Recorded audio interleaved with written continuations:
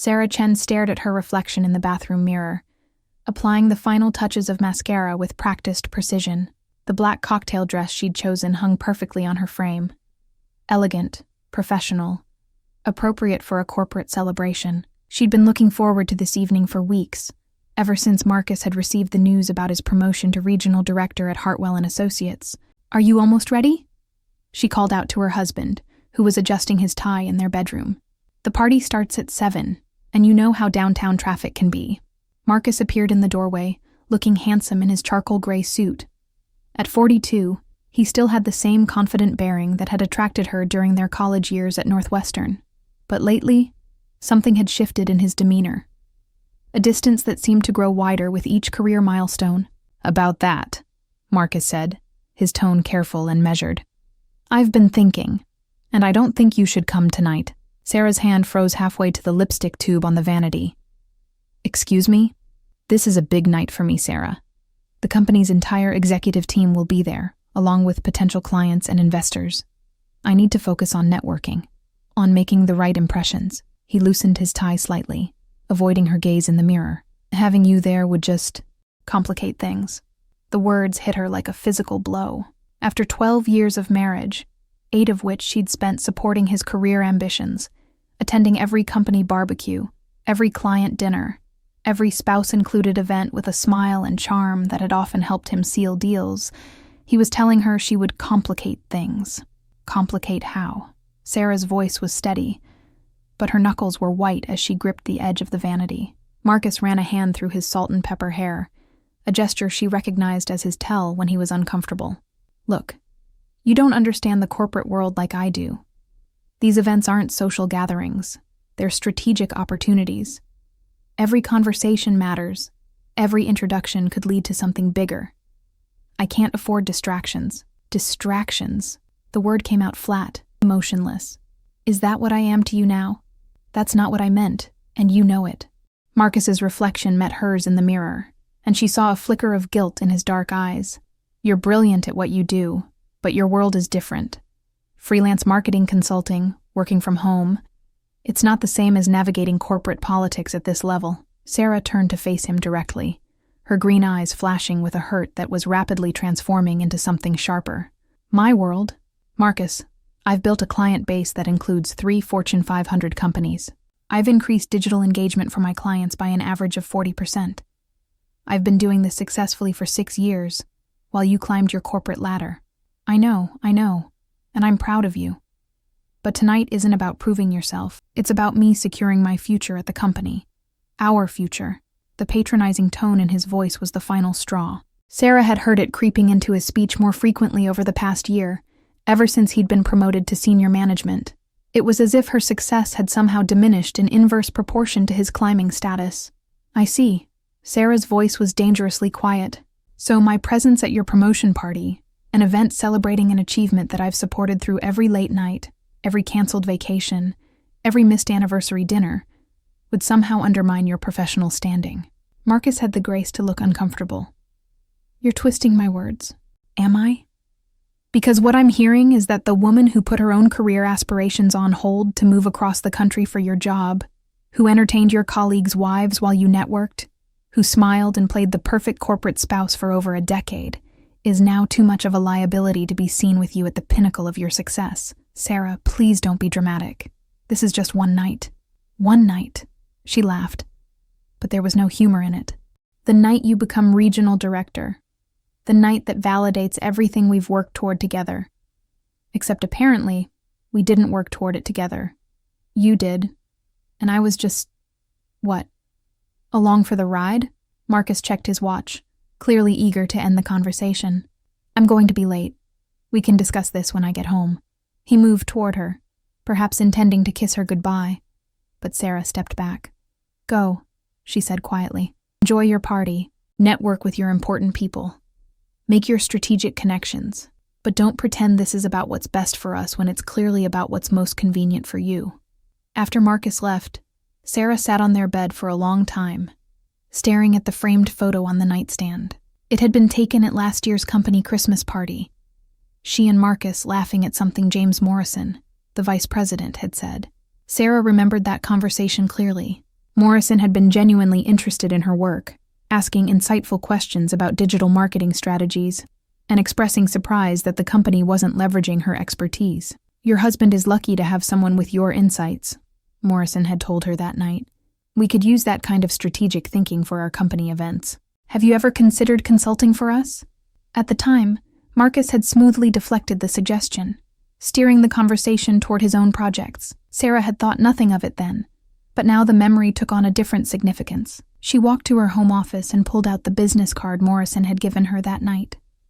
James Morrison, Vice President of Strategic Development, Hartwell and Associates. His personal cell phone number was written on the back in his distinctive handwriting. Sarah stared at the card for several minutes, her mind racing. Then she picked up her phone and dialed. "Mr. Morrison, this is Sarah Chen, Marcus's wife. I hope I'm not interrupting your evening preparations." "Sarah, not at all. I was just reviewing some notes for tonight's celebration. How are you? Looking forward to the party?" There was genuine warmth in his voice, the same easy friendliness she remembered from their previous interactions. It struck her how different his tone was from Marcus's dismissive attitude just minutes earlier. "Actually, that's why I'm calling. I have a rather unusual proposition for you." She could hear the curiosity in his pause. "I'm listening. I know this might sound presumptuous, but I've been thinking about our conversation at the Christmas party, about strategic marketing approaches. I have some ideas about the Henderson account that I think might interest you. Would you consider being my guest tonight? I'd love to discuss them with you." The silence stretched long enough that Sarah wondered if she'd overstepped. Then Morrison chuckled. "You know, Sarah, I've been hoping to continue that conversation for months. Marcus always seems to change the subject when I bring up your expertise. I'd be delighted to be your guest tonight, and I'm very interested in hearing your thoughts on Henderson. That account has been a particular challenge for us." "Wonderful. Shall I meet you there? Actually, why don't I pick you up? I'd prefer to arrive together so we can continue our discussion without interruption." After she hung up, Sarah returned to her reflection in the bathroom mirror. The woman looking back at her was the same one who had been dismissed as a complication just an hour earlier. But something fundamental had shifted. The hurt was still there, but it was being overtaken by something else. A quiet determination that felt both familiar and foreign. She had spent 12 years being Marcus's supportive wife, the woman behind the successful man. Tonight, she was going to remind herself, and everyone else, who she really was. James Morrison's silver BMW pulled into the Chen's driveway at exactly 7:15. Sarah watched from the living room window as he stepped out of the car, adjusting his navy suit jacket. Even in his late 50s, Morrison carried himself with the easy confidence of a man who had built his career on reading people and situations with precision. Sarah grabbed her clutch and the leather portfolio she'd prepared during the hour between her phone call and his arrival. Inside were her preliminary notes on the Henderson account, compiled from publicly available information, and her own strategic insights. If she was going to do this, she was going to do it right. Morrison smiled warmly as she approached the car. "Sarah, you look absolutely stunning. That dress is perfect, professional, yet elegant." "Thank you, James. I hope you don't mind, but I brought some materials to show you. I did a bit of research on Henderson Industries after our call." His eyebrows rose with genuine interest as he held the car door open for her. "In an hour? Now I'm even more curious about what you've discovered." As they drove toward downtown, Sarah found herself relaxing for the first time in weeks. Morrison was an excellent conversationalist, asking thoughtful questions about her consulting work and listening attentively to her responses. The contrast with Marcus's dismissive attitude was stark. "I have to ask," Morrison said as they stopped at a red light, "what changed Marcus's mind about tonight? When I spoke with him yesterday, he mentioned you might not be able to make it." Sarah felt heat rise in her cheeks. "Actually, James, I should be completely honest with you. Marcus didn't change his mind. He specifically asked me not to come tonight." Morrison's hands tightened almost imperceptibly on the steering wheel. "I see. And you decided to come anyway." "I decided that after 12 years of supporting his career, I deserved to celebrate this milestone with him. More than that, I realized I have valuable insights to offer. And I'm tired of being told I don't understand the corporate world." The light turned green, but Morrison didn't immediately accelerate. He studied her profile in the dim light from the dashboard. "You know, Sarah, In my 30 years in corporate America, I've learned that the people who claim others don't understand are usually the ones who are afraid of being understood themselves. What do you mean? I mean that Marcus has been notably reluctant to let you demonstrate your expertise within our company. Every time I've tried to engage you in strategic discussions, he's redirected the conversation. I've always wondered if he was protective or threatened. Sarah finished quietly. I didn't say that. You didn't have to. They drove in comfortable silence for a few minutes before Morrison spoke again. For what it's worth, I think you're making the right choice tonight. Not just for yourself, but for the company. We need fresh perspectives, especially in digital marketing. Our current approaches are becoming stagnant. That's exactly what I wanted to discuss with you about Henderson. They're not just another manufacturing client. They're positioned to be a leader in sustainable industrial practices. But your current marketing approach treats them like every other traditional manufacturer. Morrison's interest was palpable. Go on. Sarah opened her portfolio, grateful for the streetlights that allowed her to reference her notes. Henderson Industries has invested heavily in green technology over the past 3 years, but their public messaging doesn't reflect that innovation. Your agency is marketing them based on their legacy reputation. Reliable, established, traditional. But their target demographic is shifting toward companies that prioritize environmental responsibility. The millennial executives coming into decision-making roles, Morrison said, catching on immediately. Exactly. And Generation Z will be entering the market within the next 5 years. Henderson needs to rebrand now, before their competitors recognize the same opportunity. The question is whether Hartwell & Associates is prepared to help them make that transition, or if they'll need to find an agency that understands digital-first, values-driven marketing. Morrison pulled into the hotel's valet parking area, but neither of them moved to get out of the car. What would you recommend? A complete digital transformation of their brand narrative. Start with a comprehensive social media audit. Develop content that showcases their environmental initiatives.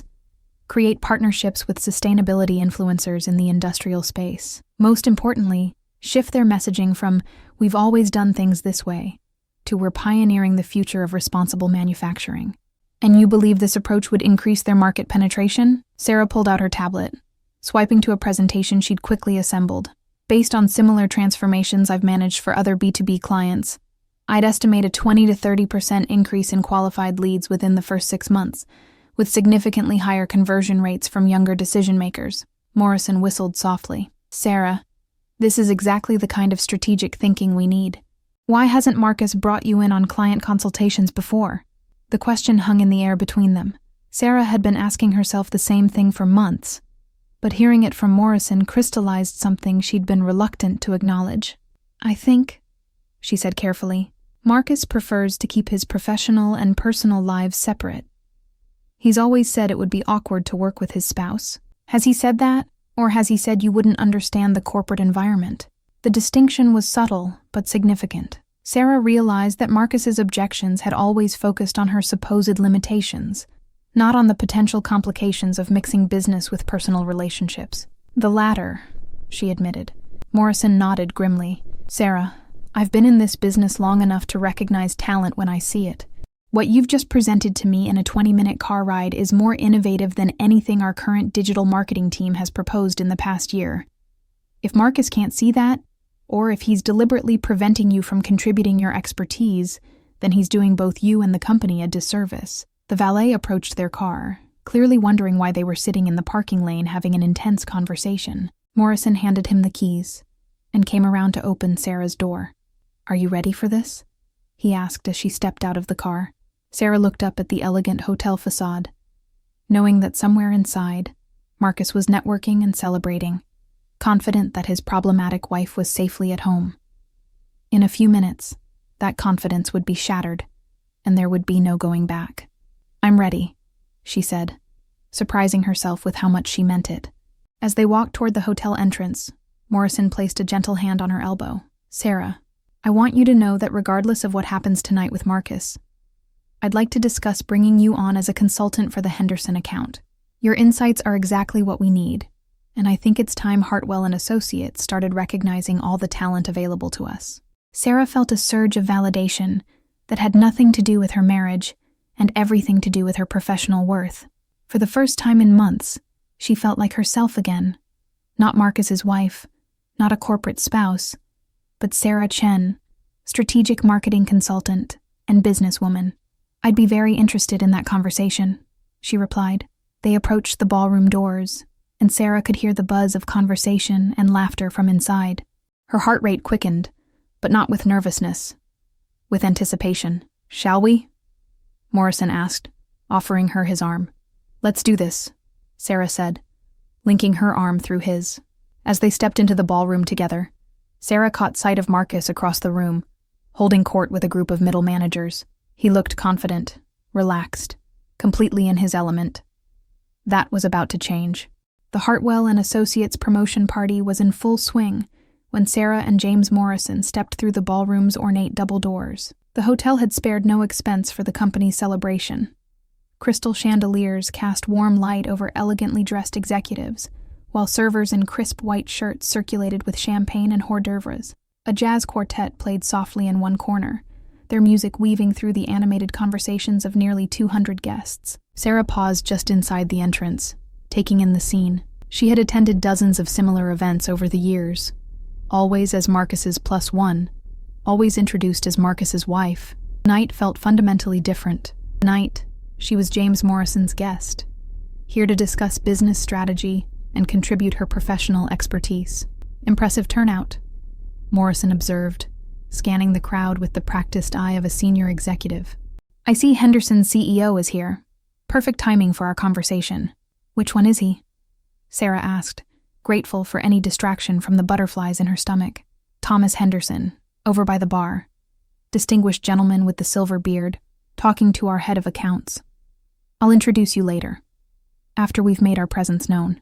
Sarah followed Morrison's gaze and spotted Henderson immediately. Even from across the room, he commanded attention with his authoritative bearing and animated gestures. This was the client whose account she'd been analyzing, the man whose company needed the strategic repositioning she'd outlined in the car. "James, there you are."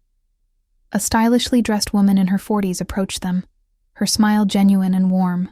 "I was beginning to think you decided to skip your own company's party. Margaret, you know I wouldn't miss celebrating our team's success. I'd like you to meet Sarah Chen.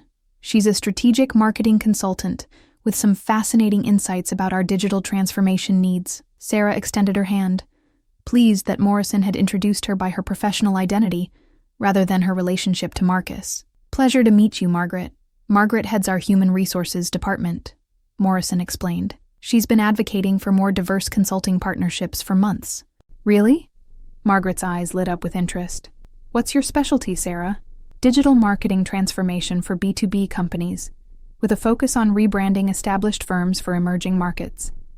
I help traditional businesses connect with millennial and Gen Z decision-makers through values-driven messaging and strategic social media presence." "That's exactly what we need," Margaret said enthusiastically. "Our current approach feels increasingly outdated." "James, we should definitely explore this further." As they talked, Sarah became aware of a subtle shift in the conversations around them.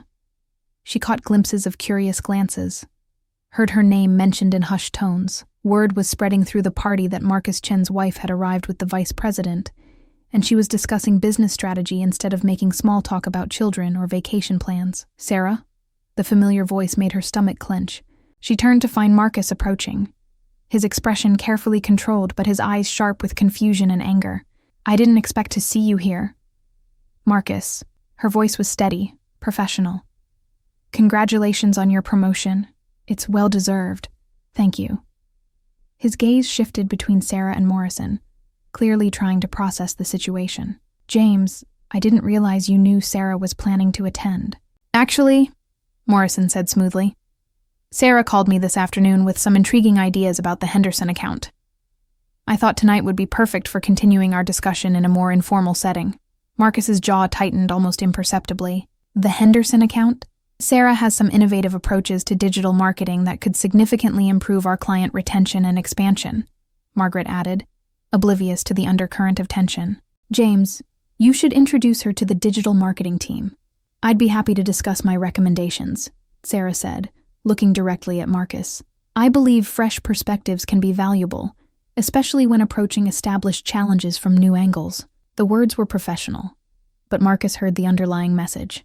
This was his wife asserting her expertise in his professional domain, claiming space he'd tried to deny her.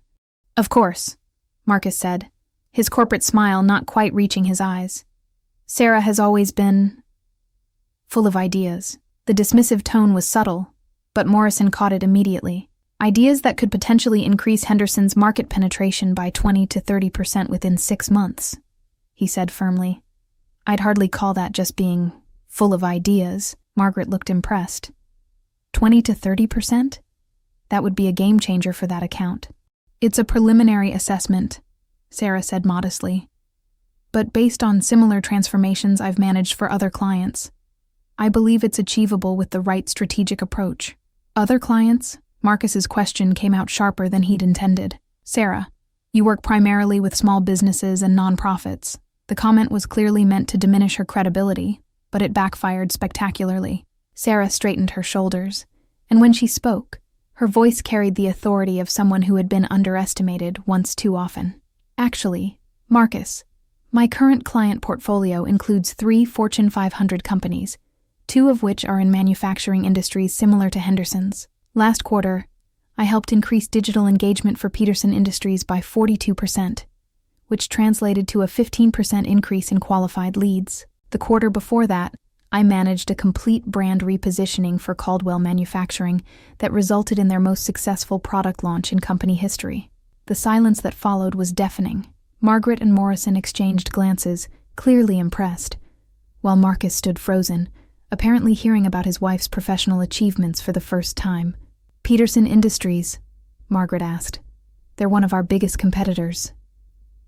"Were," Sarah corrected gently. "They've moved significantly ahead of us in market share over the past 18 months, primarily due to their digital transformation strategy." Morrison whistled low. "Sarah, I had no idea your client base was so established." "Marcus, why haven't you mentioned that Sarah was working with Peterson?"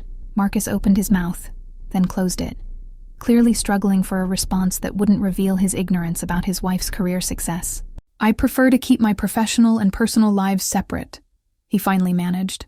"Of course," Morrison said, but his tone suggested he was beginning to understand the real dynamics at play. "Well, Sarah, I think it's time I introduced you to some of our other team members. Margaret, would you like to join us?" "Absolutely. Sarah, I'd love to hear more about your approach to B2B social media strategy." As the group began to move away from Marcus, Sarah felt a moment of sympathy for her husband. He looked genuinely shocked, as if he was seeing her clearly for the first time in years. But the moment passed quickly, replaced by the exhilaration of being recognized for her professional worth. "One moment," she said to the group, then turned back to Marcus. "I hope you enjoy the rest of your celebration. This is your night, and you should savor it." There was no malice in her words, but there was finality. Marcus seemed to recognize it too, because instead of arguing or demanding an explanation, he simply nodded. "Thank you," he said quietly. As Sarah walked away with Morrison and Margaret, she heard conversations shifting around the room. Executives who had known her only as Marcus's wife were suddenly interested in her professional opinions. Department heads were approaching Morrison to ask about the consultant he'd brought, who was discussing innovative strategies for their most challenging accounts. By the time they reached the center of the ballroom, Sarah found herself surrounded by a growing circle of Hartwell and Associates senior leadership, all eager to hear her insights about digital marketing, brand positioning, and strategic client engagement. For the first time in 12 years, Sarah wasn't standing in Marcus's shadow. She was standing in her own light, and it was brighter than she had ever imagined. Within an hour of her arrival, Sarah had become the unofficial center of attention at Marcus's promotion party. What had started as a conversation with Morrison and Margaret had evolved into an impromptu consulting session with nearly a dozen of Hartwell and Associates senior executives, all eager to hear her perspectives on their most challenging accounts. "The problem with traditional B2B marketing," Sarah was explaining to the growing circle around her, "is that it assumes decision-makers are still the same demographic they were 20 years ago. But millennials now hold 40% of management positions in Fortune 500 companies, and they make purchasing decisions based on completely different criteria." Tom Bradley, the head of sales, leaned forward with interest. "Different how? Values alignment, social responsibility, authentic brand storytelling, and digital accessibility. A millennial purchasing manager doesn't just want to know that your product works. They want to know that your company shares their values and operates with transparency. Jennifer Walsh from the marketing department nodded enthusiastically. That's exactly what I've been trying to tell the team. Our current campaigns feel like they're targeting executives from the 1990s. Because they are, Sarah said with a smile. Most corporate marketing strategies haven't evolved significantly in the past decade, but the marketplace has been completely transformed. Companies that don't adapt are going to find themselves increasingly irrelevant. Give us a specific example, challenged Robert Kim, the director of client services. Sarah recognized the slight edge in his voice. He was testing her, seeing if her theories held up under scrutiny. Take the Henderson account, Sarah said confidently. Henderson Industries has invested millions in sustainable manufacturing processes over the past 3 years, but your current marketing materials barely mention environmental responsibility. Meanwhile, their biggest competitors are winning contracts specifically because they're positioning themselves as eco-friendly alternatives. Morrison nodded approvingly. Sarah analyzed our Henderson strategy in less than 2 hours and identified exactly what we've been missing. It's not just Henderson, Sarah continued, warming to her subject. Look at the Michaels Group account. You're marketing them as a traditional family business with 3 generations of experience, but their target demographic sees family business as code for outdated and inflexible. Instead, you should be emphasizing their agility, their personalized service, their ability to innovate quickly because they don't have corporate bureaucracy slowing them down. The executives around her were taking notes, asking follow-up questions, and exchanging meaningful glances. Sarah could see the wheels turning in their minds as they reconsidered their approach to clients they'd been struggling to retain and expand. What about digital engagement? Jennifer asked. Most of our clients are resistant to social media marketing because they think it's not professional enough for B2B. That's another outdated assumption, Sarah replied. LinkedIn alone drives 30% of B2B lead generation, and platforms like Twitter and Instagram are increasingly important for thought leadership and brand building. The key is content strategy. You're not posting memes and cat videos. You're sharing industry insights, highlighting innovation, and building authentic connections with your target audience. She pulled out her tablet and showed them a case study from one of her recent projects. Peterson Industries was skeptical about social media until I showed them how their competitors were using LinkedIn to establish thought leadership. Within 6 months of implementing a strategic content calendar, their CEO's LinkedIn posts were generating more qualified leads than their traditional trade show presence. Robert Kim's expression had shifted from skeptical to impressed. Peterson Industries? They've been dominating our sector lately because they adapted their marketing strategy to reflect current buyer behavior.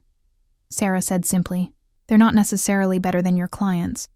They're just better at communicating their value to modern decision makers. From across the room, Sarah caught sight of Marcus standing alone near the bar, watching the scene unfold with an expression she couldn't quite read. Earlier in the evening, he'd been surrounded by colleagues offering congratulations and networking with potential clients. Now, the attention had shifted entirely to his wife, and he seemed uncertain how to navigate this unexpected development. Sarah, Morrison said, drawing her attention back to the group, I'd like you to meet Thomas Henderson. Tom, this is the consultant I mentioned who has some innovative ideas about digital transformation for manufacturing companies. Henderson extended his hand with genuine warmth. Miss Chen, James tells me you've been analyzing our account. I have to admit, I'm curious about your assessment. Sarah shook his hand confidently. Mr. Henderson, your company has made remarkable investments in sustainable manufacturing technology, but your marketing materials don't reflect that innovation. You're positioned as a traditional manufacturer when you should be leading the conversation about responsible industrial practices. Henderson's eyebrows rose with interest. Go on. Nye. Your competitors are still operating with decades-old technology and practices, but they're better at communicating their value propositions to younger executives. Meanwhile, you're actually pioneering the future of manufacturing, but your messaging doesn't convey that leadership position. She's absolutely right, said Margaret. I've been in meetings where procurement teams specifically mentioned looking for environmentally responsible suppliers, but Henderson wasn't even on their radar because the brand positioning doesn't emphasize sustainability. Henderson looked intrigued. What would you recommend? Sarah felt the familiar rush of excitement that came with discussing strategic challenges.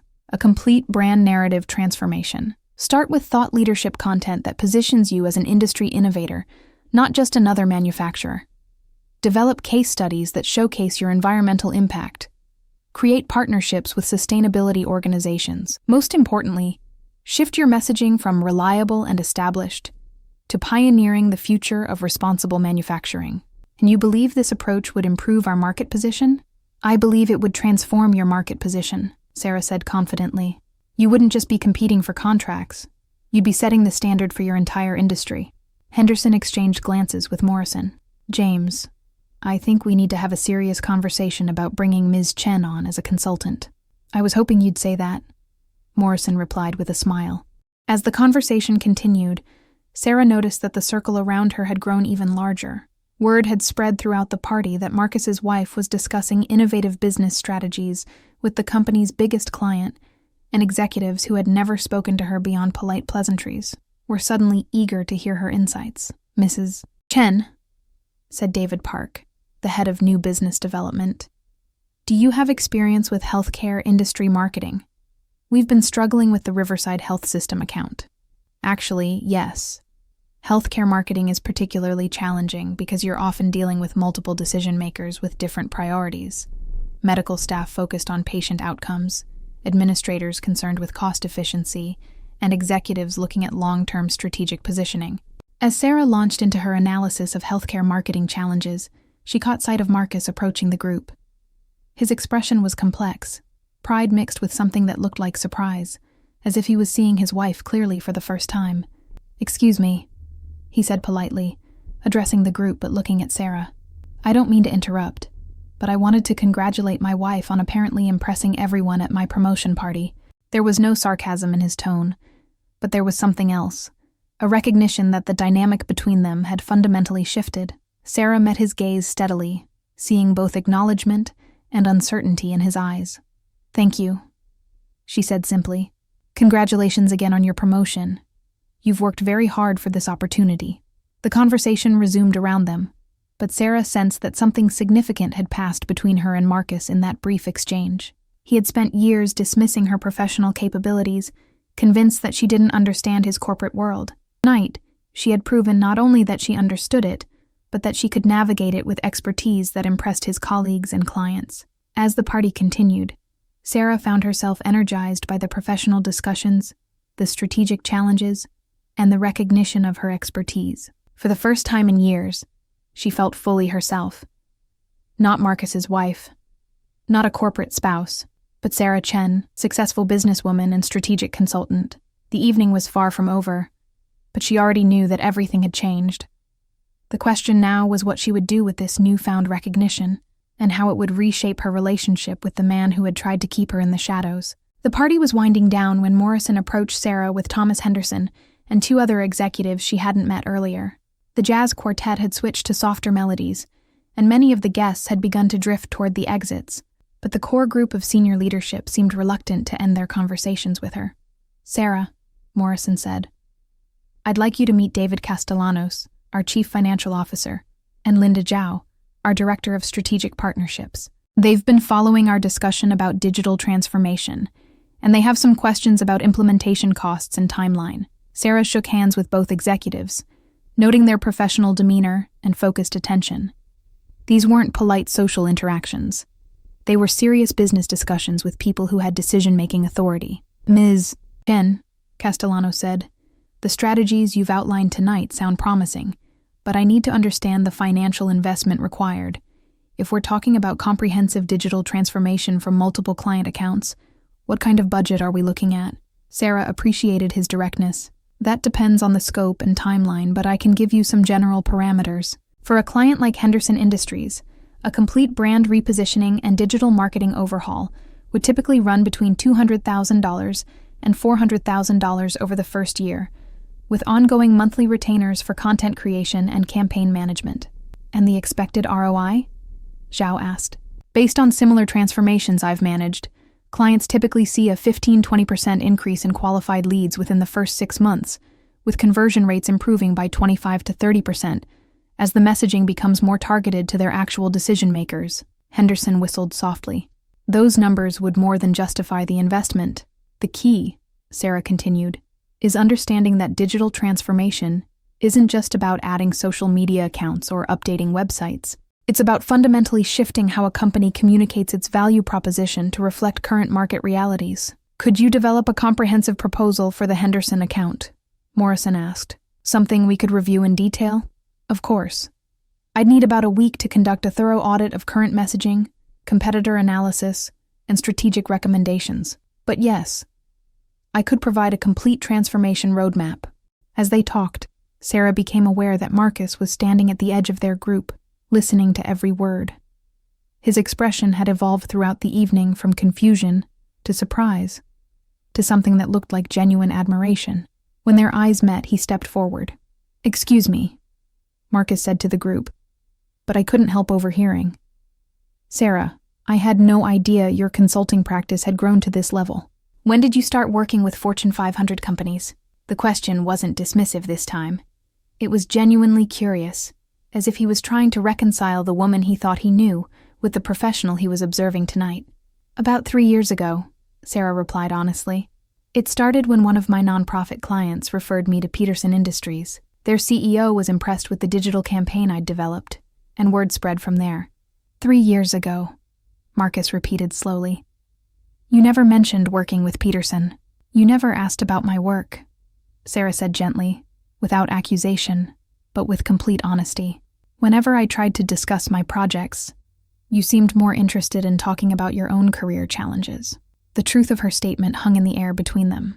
Morrison, Henderson, and the other executives watched the exchange with the uncomfortable awareness that they were witnessing a very personal moment playing out in a professional setting. "You're right," Marcus said quietly. "I should have asked. I should have been paying attention." Henderson cleared his throat diplomatically. "Perhaps we should continue this conversation in a more formal setting. Ms. Chen, would you be available for a meeting next week to discuss the strategic proposal?"